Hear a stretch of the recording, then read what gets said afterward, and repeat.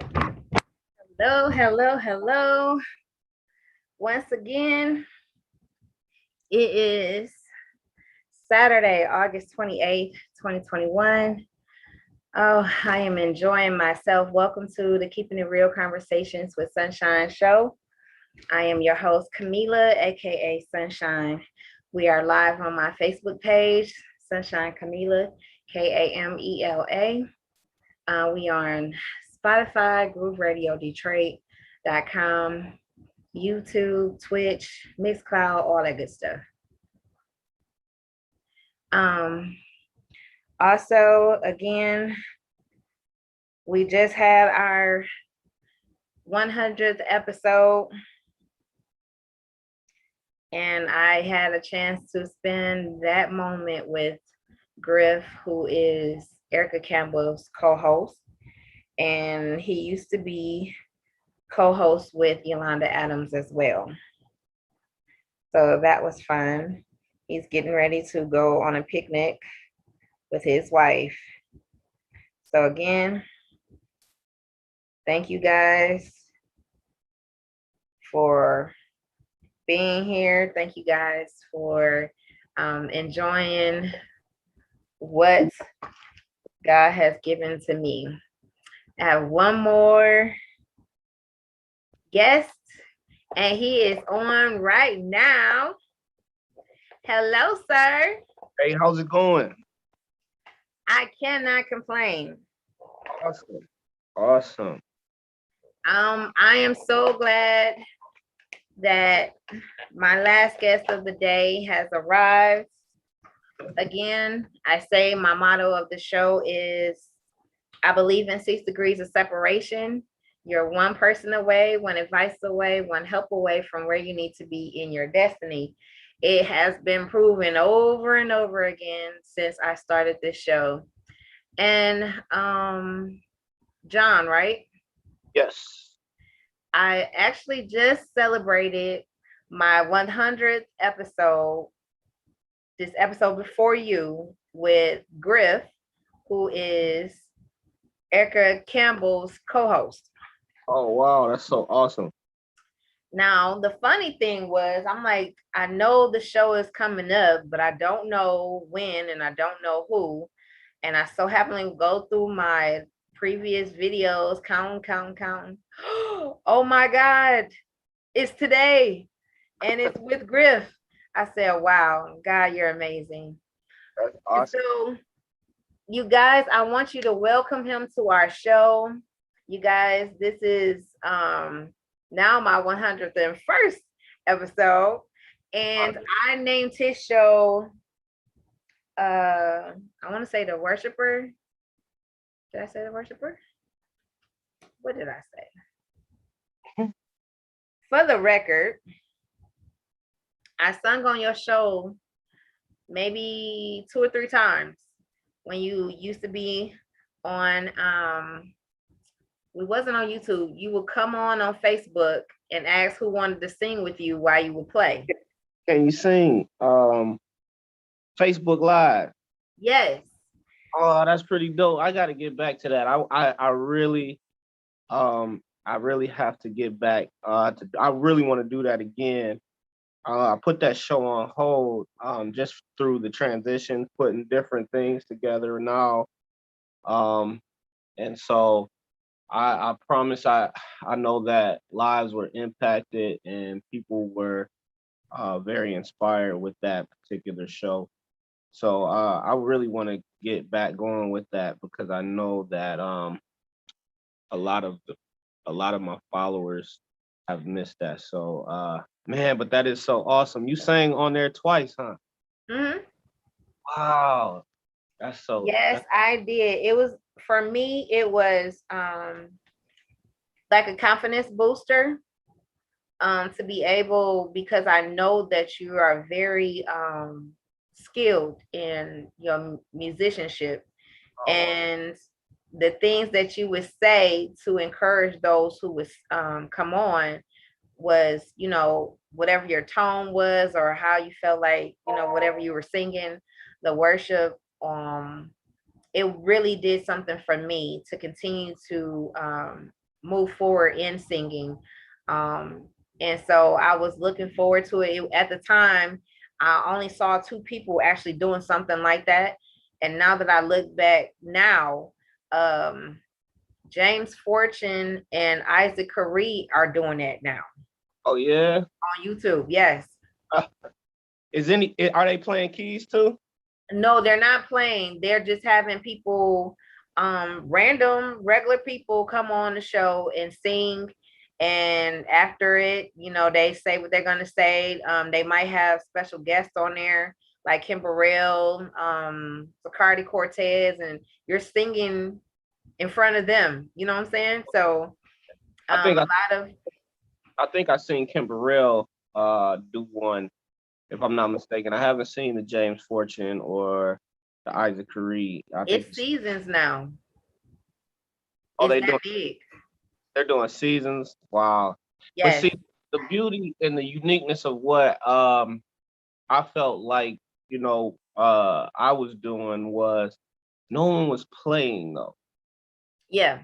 See, and I to this day I haven't seen anybody, play and minister to their audiences through music in that sense, So I really felt like that was something that was very unique, and I really want to get back to that. And I believe we'll continue to build that and grow that as well.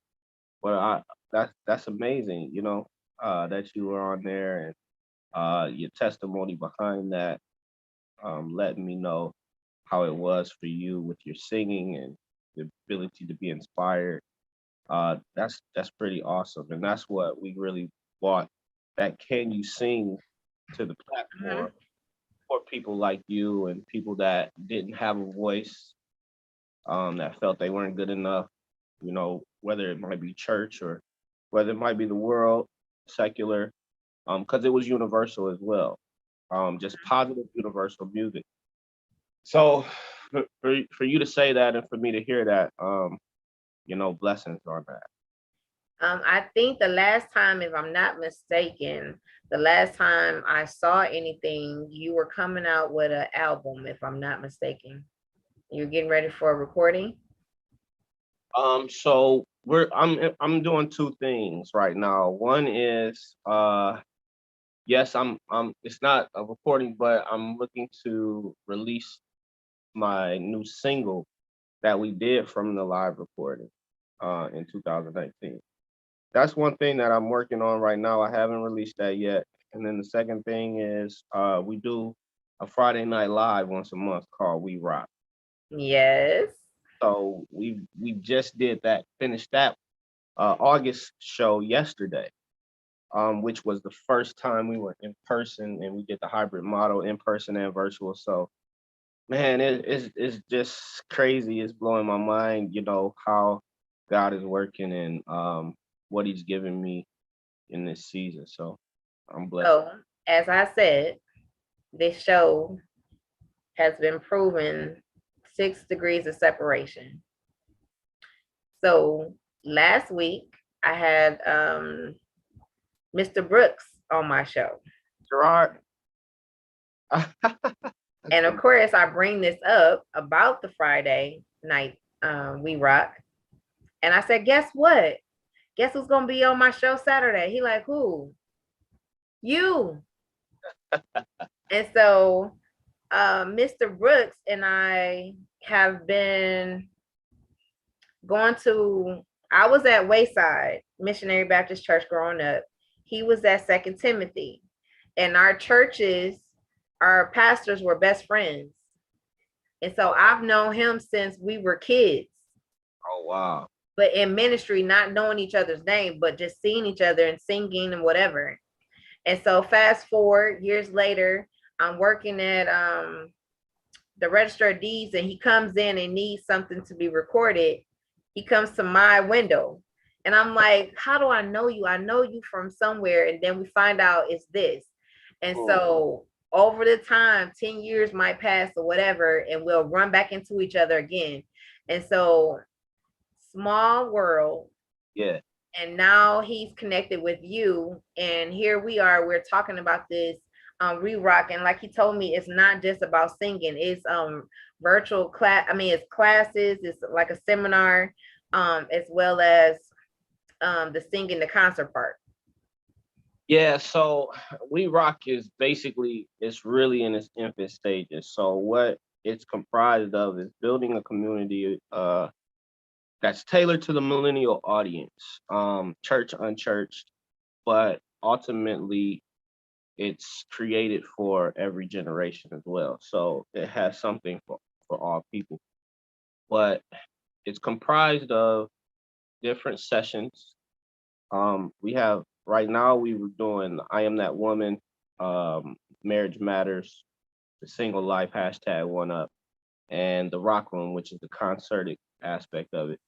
But it still has so many more activities right now. The Man Cave, Leaders of Today, and H3. We're building H3, which is called Hope Happy Hour, and then we're actually in the process of building a comedy show too called We Rockin' Out Comedy Crib.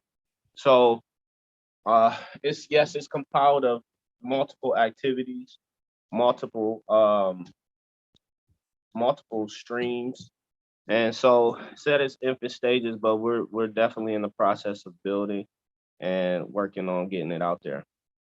Which is also good because, on a Friday night, instead of, going to clubs, instead of, doing anything that might lead you into falling, you Yeah, have something clean. We can talk, we can be involved, we can get tips, we can do all of these things, which again, this is a very important, especially in this time and day and age, that we need this type of outlet. Um, which is I'm very proud of. I'm eventually one of these days I'm gonna get there, yeah, but again, it's very commendable to be done, and of course, with it being a live version of it, people can watch it all around the world. To be getting tips on how to live holy but have fun. yeah, We always have these moments where we think, we can't do nothing, and that's not the case. yeah. It's amazing because yesterday for the single life we had like six people up there on as far as hosted coaches, and it, one of the people was my cousin who was in jail for I want to say 20 years. I want to say about 20 years, but and he brought his guests, I mean a couple of his people in as well that were a part of that uh hosting aspect, right? But it was very unique again and very really solid because we had the church and the unchurched, right? Mm-hmm.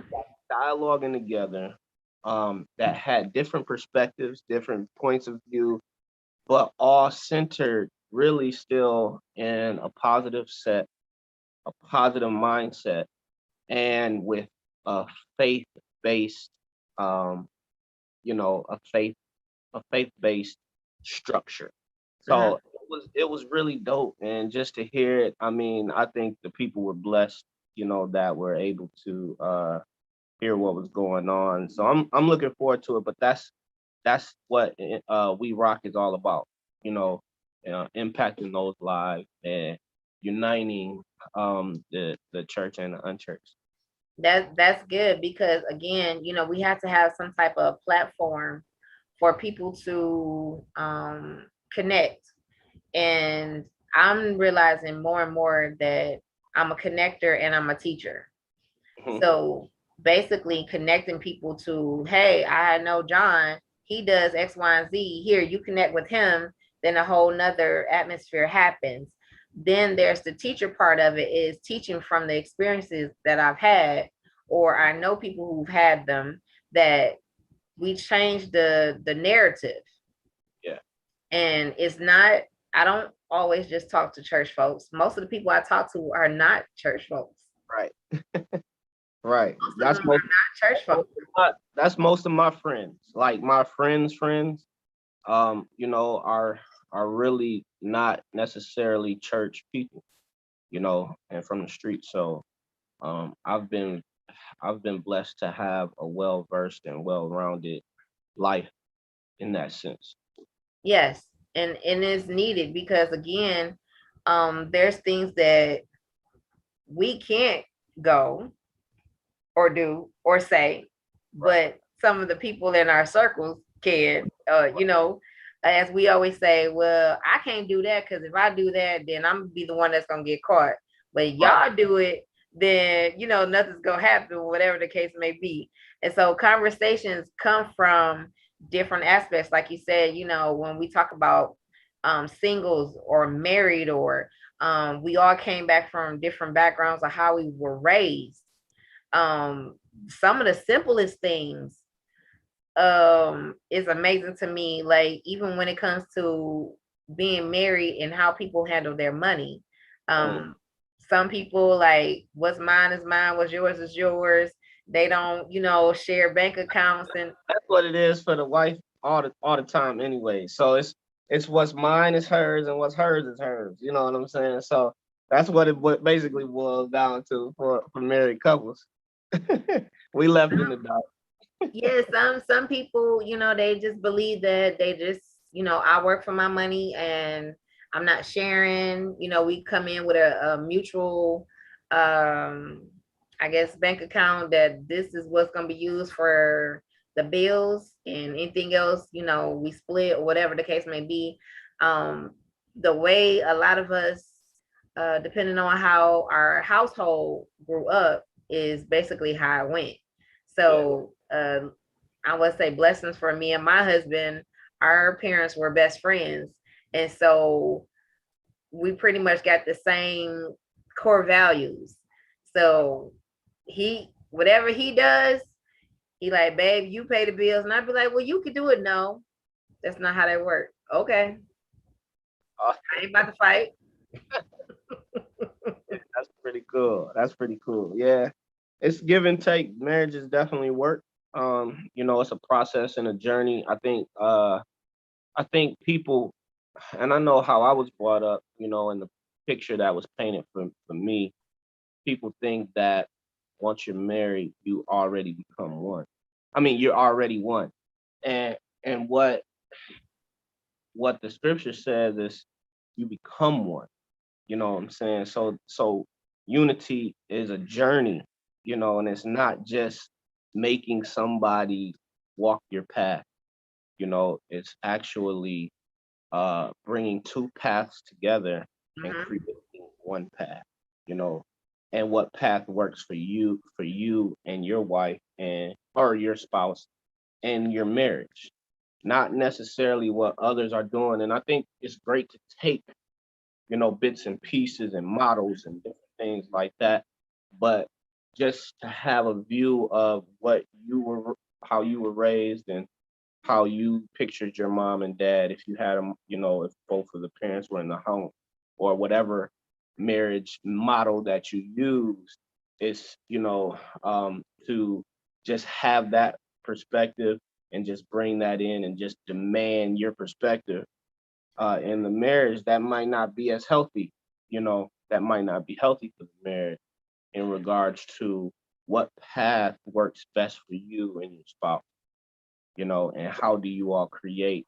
something together. You And guys just celebrated an anniversary, right?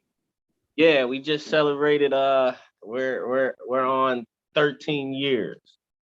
We're moving into 13 years. So it was awesome. Um Me and my wife, we have three kids. We have a 17-year-old. Well, 16. She'll be 17 in September. And then I have a 11-year-old and a 7-year-old. So we're moving on up in the world. It's crazy. It's crazy, but I'm blessed. We're blessed, and I have no complaint. And that's good too, to even see healthy marriages, whatever marriages to get out and show what love looks like. I remember we used to say when our parents used to kiss each other or hold hands and things of that nature.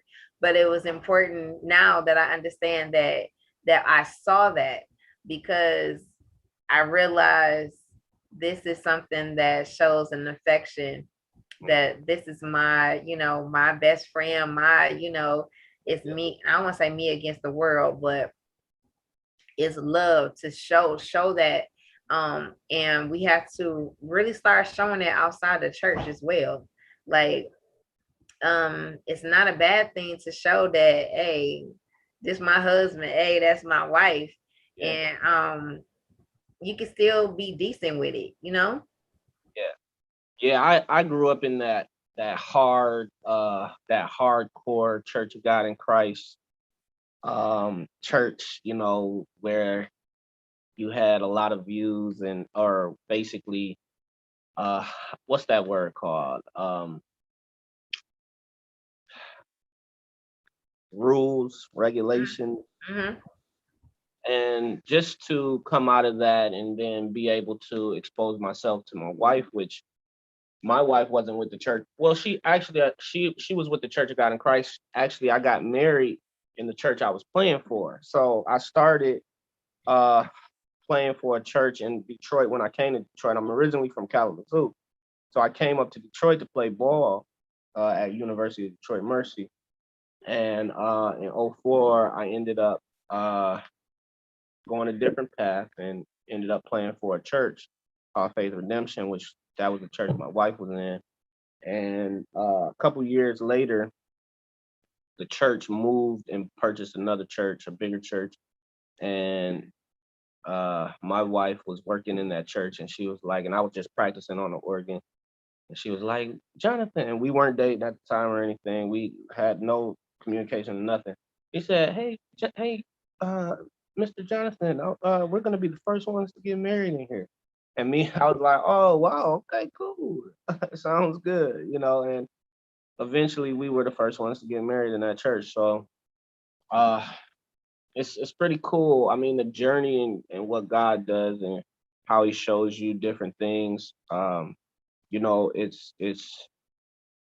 It's very creative, very scary sometimes. But having to trust him, and even I'm preaching to myself right now, even with some of the things that I'm doing right now. Just trying to trust him and follow his lead. Um, it's tough. It's tough. You don't see it sometimes. You don't hear it sometimes, but it says all things work together for the good. So, I trust that, depend on that, and then we keep it moving.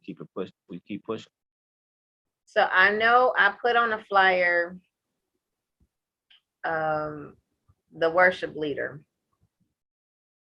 And I said when I first came on the show that your music style, your music, your worship is what drew me in, even on Facebook Live when you used to do it a long time ago.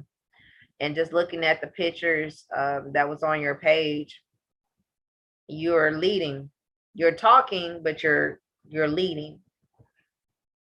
And I know this doesn't happen overnight. So what was your journey like to get to the place where, again, the trust in the worship starts with you? Mm. Where did that come from? So I was passionate about music at the age of 4 years old.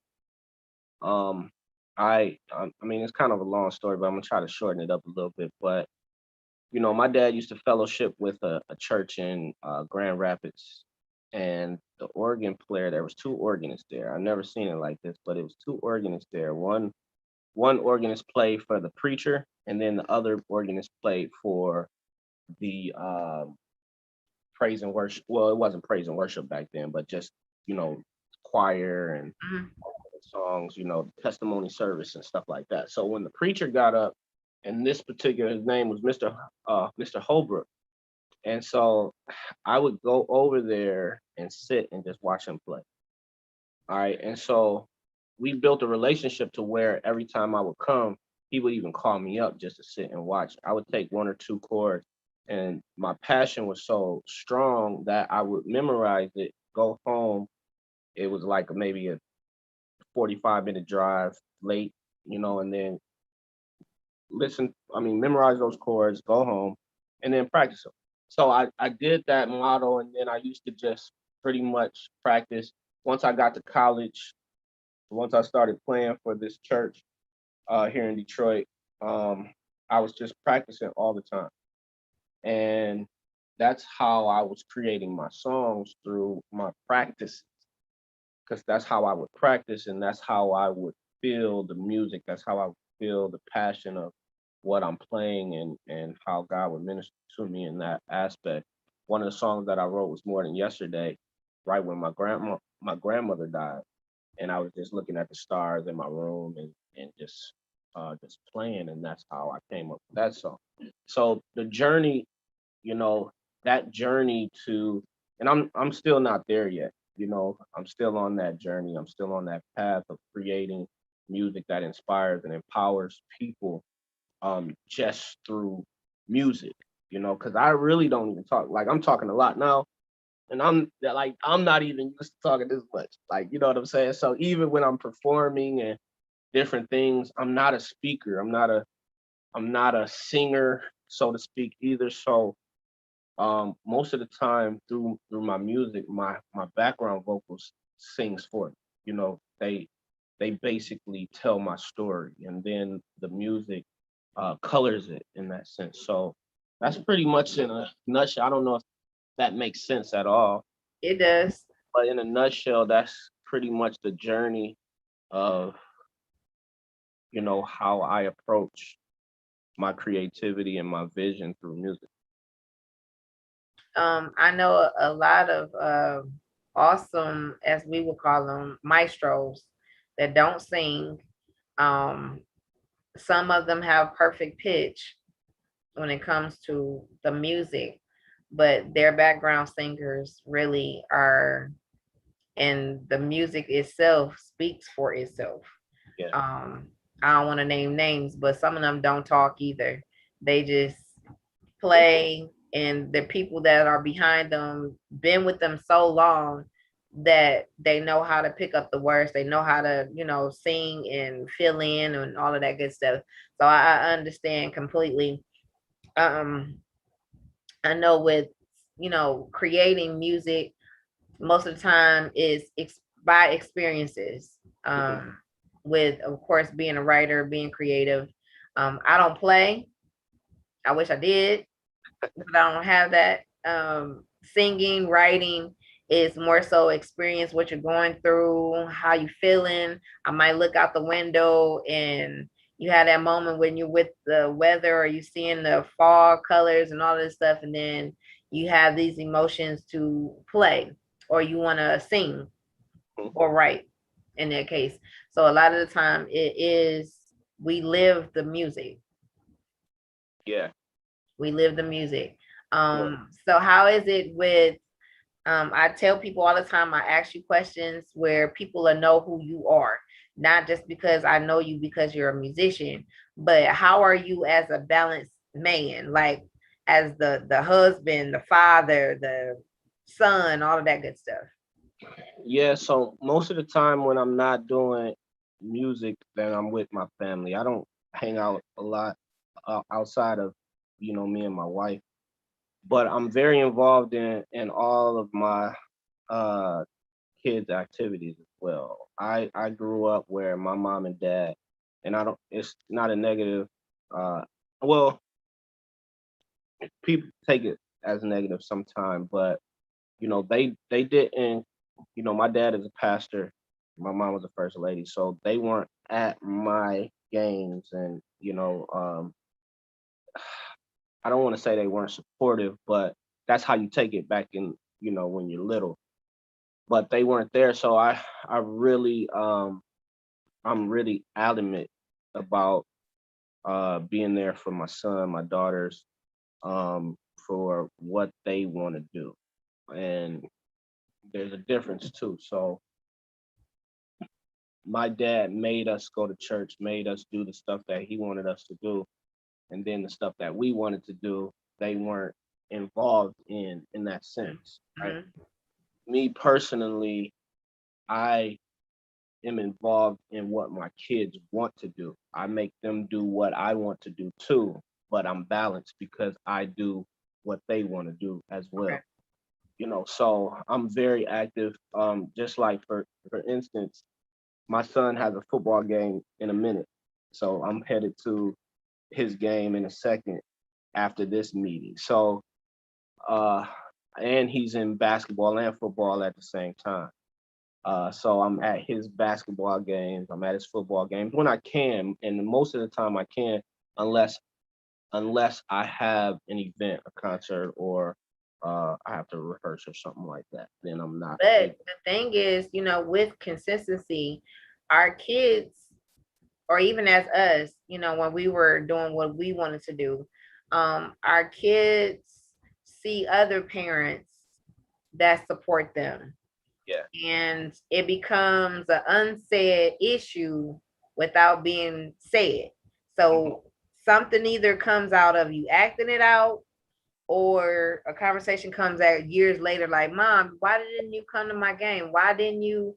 I had this coming on. We got this big calendar on the refrigerator. You Yeah. got this, what I'm saying? So Yeah. it plays out one way or another. Now let me ask this: as being in a church for so long, do you think that some of the activities that we were made or forced to do, is that based off of appearance? Like, you a PK kid, you gotta do it, don't nobody else do. You know what I'm saying? Man, see them questions that you asking right there, man. It, the answers that I would give in my perspective, it would almost be like a knock. But if I was really being real, Yes, and then I need you to. if I'm being real, a lot of the stuff that we do in the aspect of church, and I'm not talking about the organism, I'm Mm-hmm. talking about the organization, like the Mm-hmm. structure of the church is not necessary. Like it's man made, like it's man created, like, you know what I'm saying? And the purpose behind it is not necessarily, um what's the word I'm looking for? Uh it's not necessarily pure. Let me put it like that. It's not necessarily pure in the aspect of what they make for demands. Yes, And they spiritualize it to make it seem like it seem is. like it. Mm-hmm. You know what I mean? But that's not really necessarily what it is. Now, if they came and they were real and they was like, well, you know what I'm saying? If churches were a little more real about it and didn't spiritualize it, then there could be a better understanding, and a different mindset, even with children growing up now. And it's different now because, back in that time, back when I was growing up, mothers were stay-at-home moms. You know what I'm saying? Most of them, they weren't career women. Now you have independent women, independent thinking women, career women, women that don't stay in the house. They're active. You know what I'm saying? They're ripping and running, and it's a different model. Like, you know what I'm saying? From when we were growing up, we were in the house. My family would be in the house Monday, Wednesday. So we did church Tuesday, Friday. We went to rehearsal on Saturday, and then we did services on Sunday. That was a non-negotiable, right? And so Mondays and Wednesdays were our only, chill day. But my mom and my dad wasn't outgoing like that, so we would be in the house, on those Mondays and Wednesdays. Mm-hmm. So now, with us, my wife is very actively involved in my kids' sports and different things that they're doing. And she's a career woman. She's a master teacher with 2 master degrees. So it's a different dynamic and aspect to how we were raised back then. So churches, I mean, and I'm hoping I'm answering the question, but the way we were brought up, we went to church just because that's what their parents taught them, and that's what they felt was what was supposed to be supposed to done. happen. Mm-hmm. You know what I'm saying? And that's not no knock on my parents or their parents. It was just how you How it know was, yeah. how they were brought up. But now, experiencing different, me personally, I like to experience different views. I like to experience different perspectives, different mindsets. So for instance, I came from a Church of God in Christ. I started playing for a Baptist church not too long ago. And then now uh I'm I'm in a non-denominational church with a Methodist background. You know what I'm saying? So I love it because it's different perspectives on how they were raised and what their values were and different things like that. So it's just interesting to see how the differences between the churches, and in my mind, I'm like, man, a lot of these churches, they fight against each other. You know what I'm saying? Like, how come you never see Church of God in Christ and Catholics together?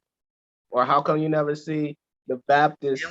we supposed to be serving one God.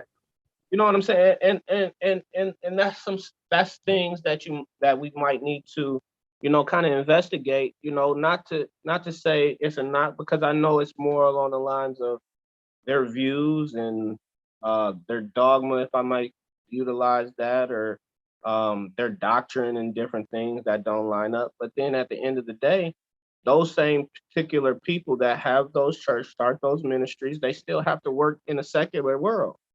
You know what I'm saying? With a secular employer, you know, in that sense, secular employees, and they're able to unite, you know what I'm saying?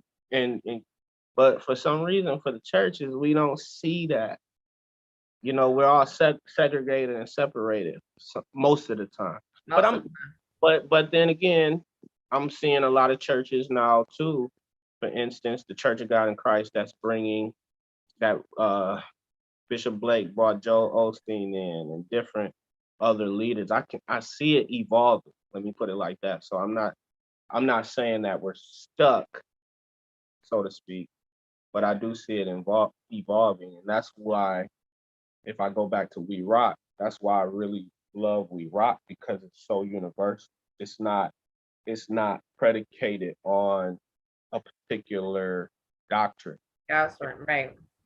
Which is good, and that's how it conversations like this should be, when we throw the religious things away and just be us. Like, we're talking, I mean, that's not a as I say, I'm gonna throw you out with the water, but we just having a regular conversation, and it has nothing to do. You serve God, I serve God. Yes, okay.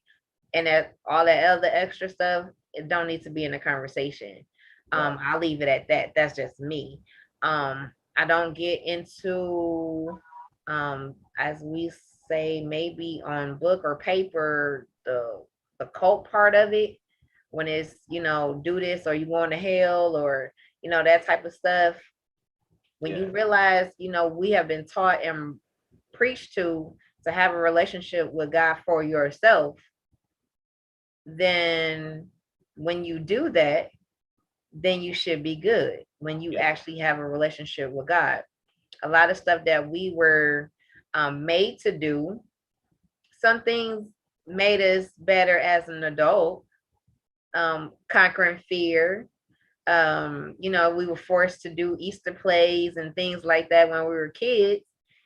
You're conquering fear early. Yeah. It's all it was. But we made it seem like this do or die. You got to represent the house. You got to do all of this stuff. And I'm like, no, that wasn't, no. But it was just, tools um to make you, like you said, conquer fear, speaking in front of people, something that you have to do in high school, something you have to do in life, period, to Yeah. be able to learn communication, memory, things of that nature. That yeah, my first everything was in a church setting. But at the same time, the conversation is some of these things that was taught as you do this, you can make it to heaven was Yeah, man-made. yeah, yeah. That's the crazy part. It's the mindset of right or wrong. So mom, that's one of the things. My mom, we were on a trip, and my mom and dad we were talking about, and my dad was like, you got to live right, and he was like, and I'm like, or I think they were talking about teaching someone right, being right in their teaching or something like that. And I was like, well, that's subjective. You know, right to you is subjective to somebody else. Exactly. You know what I'm saying? You got two families. That particular family and that particular model, the dad says, hey, if somebody hits you, don't hit them back. That's what that so right to that particular son or daughter is don't hit back. That's what they were taught. That's right. But to the next person, that particular dad says, hey, if somebody hits you, you hit them back. So hitting back to that particular child is right. You know what I'm saying? So it's like, and then you can't tell the dad that says, hey, don't let your son or don't hit that person back. That dad can't say this dad is wrong, and that dad can't say this dad is wrong. If that's what you know what I'm saying? Mm-hmm. It's just subjective, and that's what we have to understand with belief too. Like belief is subjective in a sense, and I don't want to go too far. I get it. It makes sense because again, when you said that, I remember as they say, the golden rule: do unto others as you have them to do unto you. And so, I'm the oldest of two, and I mean, our oldest of three. And I remember my brother got into a fight with someone that was my age, and because I didn't do anything, I got in trouble. Mm, And so the conversation was, you better not ask, you better go out there and defend your brother. wow, yeah. And I'm like, but mom, I might get my butt kicked. You better do something. And so from that point, it was, I'm the oldest. I have to protect my siblings, whatever that right is. If I don't, then I have to deal with my mom. Yeah. I'd rather take whatever I'm going to get from you than to get whatever I'm going to get from my mama for not defending. Yeah. And so we were always taught, don't do anything unless anybody do something to you, physically put their hands on you, then defend yourself. But then there's the old thing, I ain't raised no punk kids. Yeah. Long as you don't start it, you won't get in trouble. Yeah. Yeah. And so that's what, that's your right. And that's what you taught. So that's why I was saying how I was brought up, how I was raised, that was right to me. Maybe to somebody else, I was raised wrong, but that was right to me. It gave me my foundation. It started me on the path that I was on. And now I'm not saying my mom and dad was wrong. That's what I Mhm. that's what I was trying to articulate earlier. I'm not saying that was what I was saying. My mom and dad is wrong. I'm just saying that that's the path that they gave me. And now, as I grew older and I was able to have different experiences, you know, I was able to evolve my way of thinking. Mhm. You know what I'm saying? And basically create my own path with the foundation that they raised me with in that sense. You know what I'm saying? If that makes sense at all. So It they did does. that they could, in my opinion. So I'm good. I'm here now, you know what I'm saying? And it's a blessed journey. I have no complaints. God has been so great. And I know that's cliche, but really in all honesty, if I was to really tell my story, you know, um, you people would understand, how blessed, I am. So I have no room to complain. And do I want more from him? Yes. You know what I'm saying? But like you said, hey, if he doesn't do anything else, he hasn't done enough now.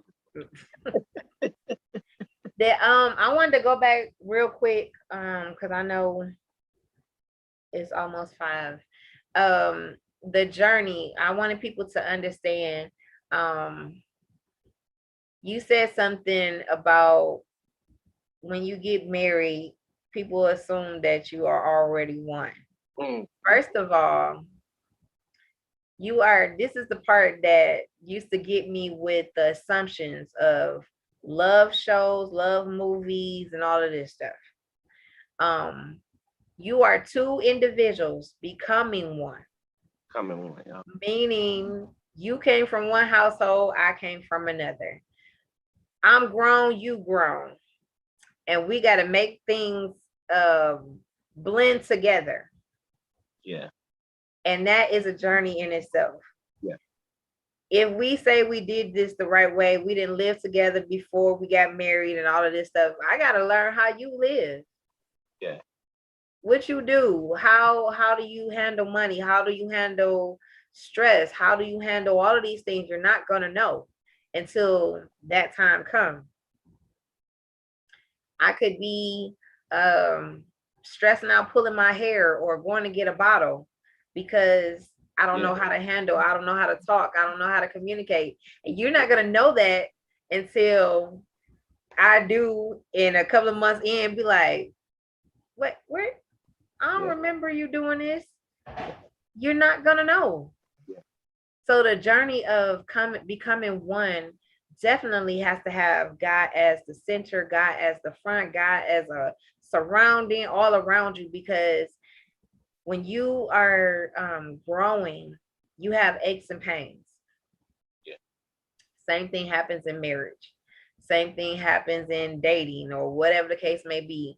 Just the difference between dating and getting married, you can't just be like, you know what, I quit you. I'm done. Right.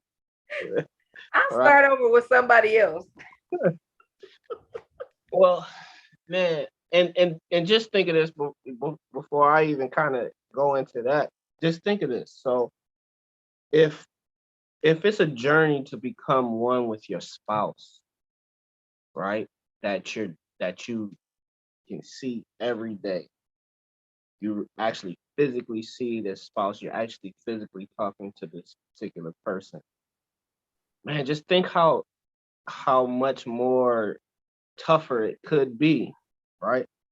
To become one with God. That's a whole nother journey. Like, and the problems that the challenges that I face with certain leaders are they make it seem like they're there. Like, you know what I mean? Like, and it's tough when leaders make it seem like they are there when you know how tough it is even in the physical, right? Mm-hmm. But what has helped me because we're still on that path to unity, right? What has helped me is I have no me personally, I'm only gonna speak for myself, not my wife. But me personally, I have no um expectation. Expectation and pre assumptions and stuff like that. Mm-hmm. Exactly. Like I'm not expecting my wife to do what my mom did for my dad or how she, or my dad did with my wife. I don't have expectations like that. So if my wife doesn't do what I assume that she's supposed to do, there's no ill feeling behind it. Right, I right, right. pick up that slack, you know what I mean? And if I do feel a certain type of way, that's ego, right? And so what'll end up happening is I'll either pick up the slack and in hopes that I'm setting an example, or if I do approach her, I approach her creatively in a way to where she can, not to make her do anything. Like that's another thing. I don't make my wife do anything for me. She, you know what I'm saying? I don't make her do. I don't make her serve me. I don't make her, you know what I mean? I want her to do that stuff. and she does it, but I don't make her do it, if that makes sense.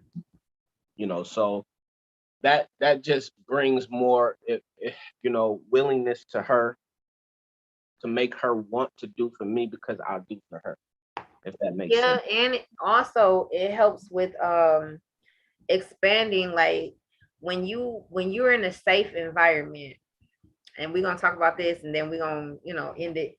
But when you're in a safe environment, you, like we say, the word submissive or anything like that, but when you're in a safe environment, you want to make sure like your husband, your wife have a smile on their face.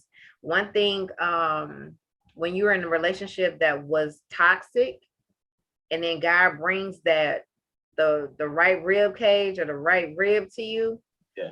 you know the difference. Yeah. When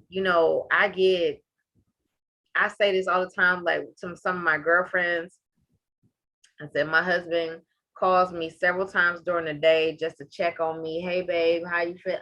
Are you all right? You sound tired. Da da da da. You showing concern. I wake up to good morning, beautiful, or how you doing? You look sexy. Da da da da. And I could be just woke up. What? And we can say that word too. You know what I'm saying? Yeah, I had to shy away from saying that word. right. That's And so it makes you, it's like, if don't nobody, say anything else to me, my husband, my wife have made my day from the time I wake up to the time I go to bed. And it's like, oh, if I did all of this for the ex, what more can I do for this one who really constantly showing that they love me and in love with me? Let me say that's in love with you, that it makes life every day easier. Yeah. And I agree. And to pick, yeah. So my wife doesn't have to do anything for me in order for me to do for her. Like, you know what I'm saying? That's that's when it comes down to that word unconditional. Like, you know what I'm saying? And that's a whole nother journey in itself too, Yes. to have unconditional love. And when you think about that love with God, unconditional means you have no feelings behind what you do.